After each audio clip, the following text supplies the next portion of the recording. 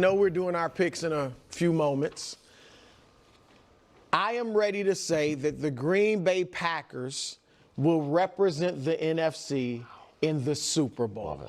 All right? I was a year – did I pick them last? I was a year early. Yeah, but I was a year early. But I got them going to the Super Bowl because here's the deal.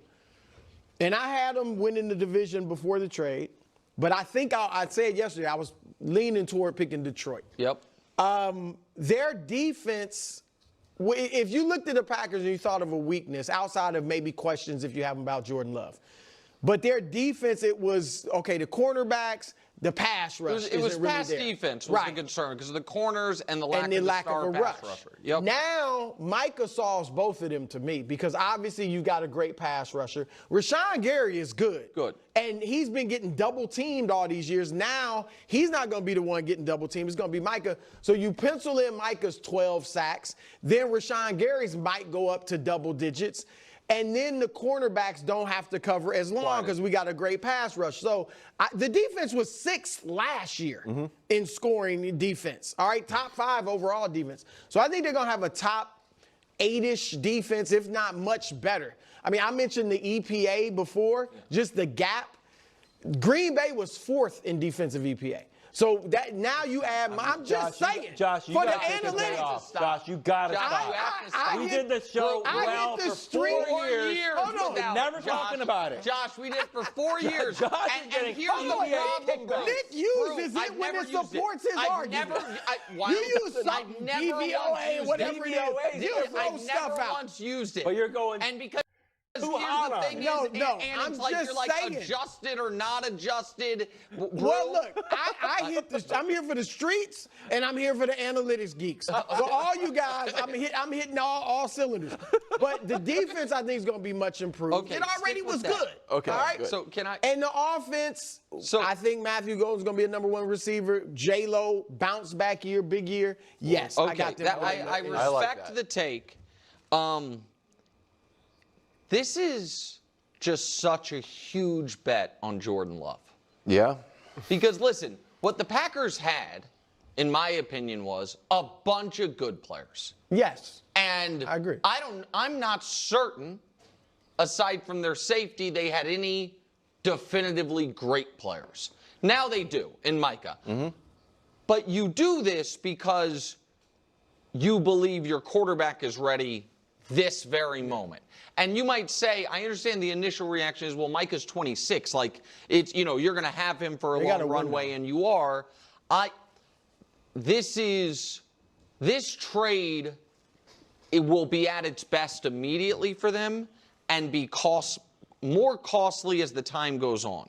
So if we can throw up the Barnwell article, I think it is noteworthy because with the cost of those picks, not having the first-round picks, added on top of his deal, Parsons will cost the Packers more than $65 million per season over the next 4 years. 4-time Pro Bowler will make more, at least implicitly, than any other player in the game, his old teammate Dak Prescott included, and twice as much as Bosa, who was the highest paid edge rusher in the NFL a few months ago. On top of that, bro, you know why it's saying that to 60? Because I don't know if people are going to understand. Oh, it's because you don't have the draft pick the that draft, you gave up. The draft pick, the 2 draft but picks. But I got that you Micah gave up. Parsons. No, I understand. I just think that's a little funny. No, I'm not the analytics guy that Barnwell is, but you're dropping EPA left and right. Listen. The draft pick certainly doesn't matter for this year because you literally wouldn't have it this year. It likely doesn't matter for next year because that's only 1 pick and they would be a rookie. Where this trade, if it ever feels not great for Packer fans, it's in 4 years, right? It's when those guys that you would have been drafting would be entering their prime, they'd be cheap. And so, and remember, they're the youngest team in the league. That does make sense. But the point I'm making is, you don't do this if you don't think you can win this moment. Yeah, we know that. Well, obviously we know the Packers believe they can win this moment because they actually believe in Jordan Love. Just because you don't believe in Jordan Love doesn't mean that they don't believe in Jordan Love. That's why they gave him a huge contract. So we're just kind of talking in circles here. And I'll have none of it. This is a great day for the Green Bay Packers. A great move for the Green Bay Packers. and really, really, really, really wildly exciting. Now, to be fair, I understand the conversation around the draft picks. This is always the risk when you trade for a player that you then have to pay a ton of money, because you're not only now removing those draft picks that you now would normally use to be able to get players on a significantly cheaper level, but now you're now also immediately paying for a player. So it's not an equal trade, which is why Barnell is saying $65 million, and that there's a lot of truth to those statements, right? It's like if you were to trade for a huge quarterback right now, let's just say Josh Allen, okay? And you were going to have to pay him $60 million a year and give up 4 first-round draft picks. Like, you could make the argument, even though Josh Allen or Mahomes, whatever quarterback you want to use, man, I don't even care. Tom Brady, like, doesn't matter. You could make the argument, don't know how good of a trade that is, because you have to now pay so much money, and now you are giving 4 draft picks that if trust in your ability to draft players, that like those picks really do matter, because you're going to be strapped for cash, and you need to be able to use the draft picks to be able to get by and to navigate that, and to also now, grow and develop players. So like I get the argument against it. And that was the argument that when the Rams were making all those moves that they made, when they went out and got Stafford and OBJ and Von Miller and all of that it was very much like, you have to win now today to make this all work, or you absolutely positively have to nail your other draft picks just out of the park, the 2nd, 3rd, 4th round picks, which is all fair game. The Rams never truly suffered those consequences of giving up all those first picks. I forget exactly what it was, but they had like years where they didn't have any top picks, like years and years and years, and yet they were still competitive because of the team that they built and their ability to draft in the later rounds and to still make other smart strategic moves and signings and free agency and whatnot. So to me, it all depends on how much do you trust your team to be well run, right? And if you're taking a big swing, but you're not a well-run team, then there's those issues. Then you have the issues. But if you are a well-run team taking a swing like this, it's not the same as if the Panthers did it, the Jaguars did it, right? Like, if these other teams did it, because you're like, well, these teams were fundamentally not well-run. And it seems like whenever they landed a successful draft pick, it was just kind of lucky. And they're not really finding those great picks in the 2nd, 3rd, 4th. And they're not finding those value-free agents that they can really make moves. Like, again, we'll use the Eagles as an example, finding the Beckons, finding the Zach Bonds, right? Those picks, those moves, those decisions, not picks, but the free agency moves that not everyone was clamoring to go out and get. So you have to trust your organization that if you're going to take a big swing like this, it's all good. But on the same side, you could say, well, if you trust your organization, then you'll be able to draft great players. Like, and you want those first round picks. But it's just one of those things where you're kind of just redistributing the weight, right, of the moves that you're going to be making. And you now are stacking that weight more to the immediate moment than the latter moment, which is what the Rams did, to be fair. And they won. And then it took them a couple years. And unfortunately, they dealt with injuries. And you could have made the argument that they could have been more competitive for a little bit longer of that peak. But then through their ability to draft in the later rounds and make moves, they're back now to being a great team. Their biggest weakness is their aging quarterback, which is just, that's just the way it works sometimes. And so once they lock their quarterback of the future, they'll be back to being, whatever they need to be in any given moment. And that's the luxury that the Packers have right now, where their quarterback is really young. So you're not really mortgaging or even leveraging the future necessarily in a way where you're just kind of like, ooh ho, we're in trouble. Because football, if there's one thing that we can learn, that if you're a well-run franchise, I mean, like, you got a year or two tops of you maybe not being as competitive as you would have liked to be, right? But within 2 years, if you're a well-run team and you got the quarterback, you got the coaching staff there, I mean, all it does is take a couple drafts and a couple smart moves in free agencies, and maybe a trade here or there, and you're back to being, as high of a contender as one could hope for, outside of really just building like really having just monster, which is rare in the NFL to begin with, right? So you can't just expect, I always say, if you want any more, then at that point you're just kind of being greedy.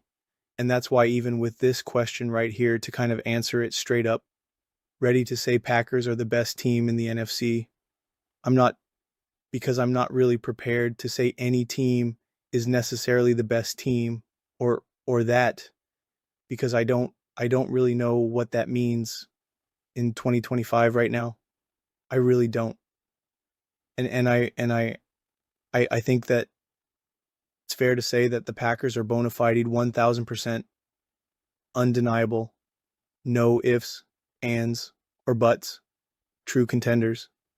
And I think like I made the argument here when I was going through Colin's like top 10 hierarchy 10, and I said, listen, if we're going to be talking about the Bills, the Ravens, the Eagles, he had those as the top 3 teams, and he had the Chiefs outside of that at like 5th or something. And I said, listen, if we're going to say that those 3 teams are the top 3 teams, I was like, the way how I look at it is that I put them in tiers, in groups. And so I'm willing to now still keep the Chiefs in there and say this, this is the top 4 teams, right? This is the top teams in the NFL in no particular order, because we've seen all these teams play each other in the playoffs.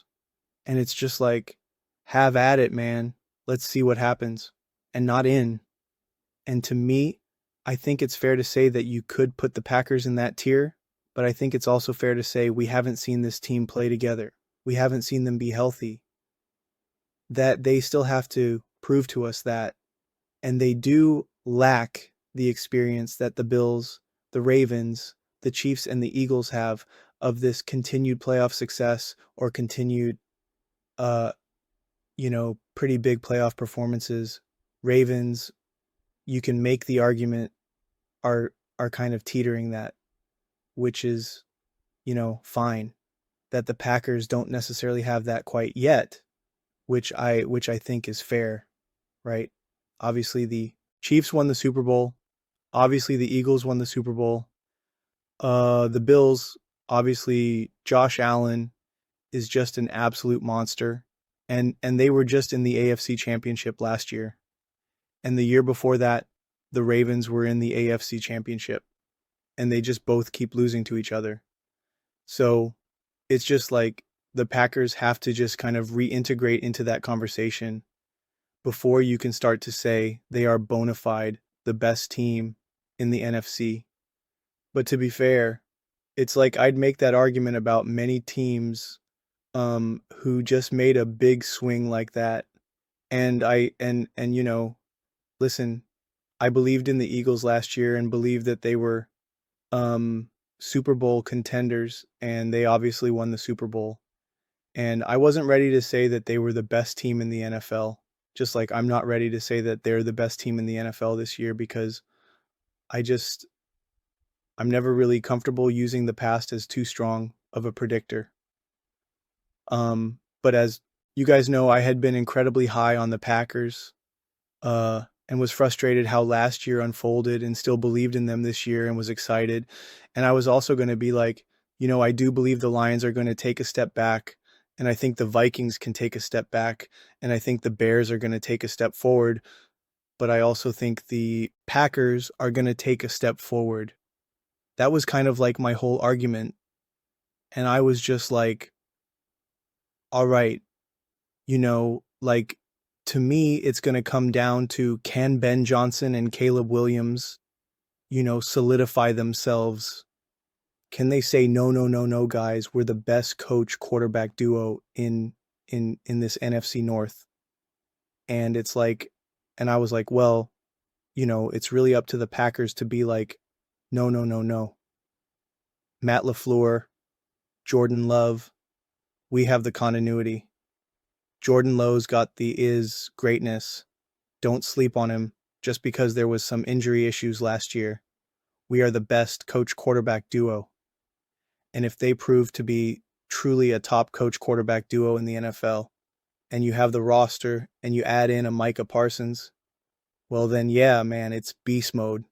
It's box office. It's let's get after it. But the thing that they lack is the playoff experience, is those crucial key moments when you're in the fourth quarter, in the, in the NFC Championship game. Like, those things do matter. It matters for the Chiefs. It matters for the Eagles. Matters for the Bills, the Ravens, the Patriots. It's mattered for every team. And we haven't necessarily seen that from the Packers quite yet. And they did get some, it's tough. They got some good and some bad playoff experience because they smoked the Dallas Cowboys with Jordan Love. But that game was such them steamrolling that I don't know how much there is to learn from that experience in hindsight, just because you absolutely annihilated them. And then you had the game against the 49ers, but you didn't come out on top. And that's its own learning experience and incredibly important. And that was my argument going into the following season, where I was like, listen, you smoked one team and then you had a tough loss on the road, which is important. Like, Jordan Love has to fail in the playoffs and be like, okay, that's what this is like now. And I'm a firm believer in that. But then you just couldn't really, there was nothing to gain the following year in 24, because it just ended up being a quite messy season. And so now you're kind of a little bit, there was no momentum to build off of that. So I'm excited to see what it looks like, though, honestly. I really,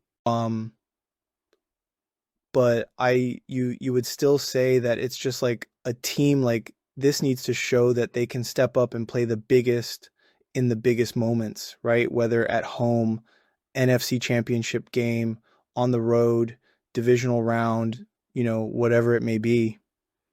Going up against these teams when it truly matters most, like, that's the box that a team like the Packers needs to check off, because we technically have not necessarily seen it. The closest you get to that is against the Dallas Cowboys, and I don't take the Dallas Cowboys seriously, I mean, I really, really don't. And listen, that Packers Cowboys game was one of the most exciting games that I've ever seen in my entire life. And I really mean that. And I don't say anything. I don't say that lightly. That was one of the most fun, most entertaining games I've ever watched.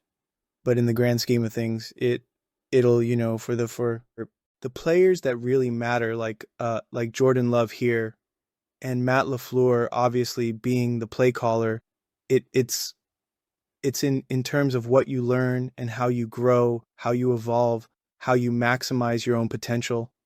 A game like that, there's probably way more to learn from a game of them losing against the 49ers in that, in that next round, than blowing out the Dallas Cowboys, just because of the growth and development that you can have. And unfortunately, because of just how of a mess things were, I don't think there was much growth and development in that loss against the Philadelphia Eagles. You can make the argument that Jordan Love understood a little bit more, that he needs to learn how to manage games a little bit, be more smart with the ball in these close games on the road against a great team like the Eagles, right? Like not having to not be so aggressive in moments that need not be, especially when you're already dealing with injuries and turnovers early in the game.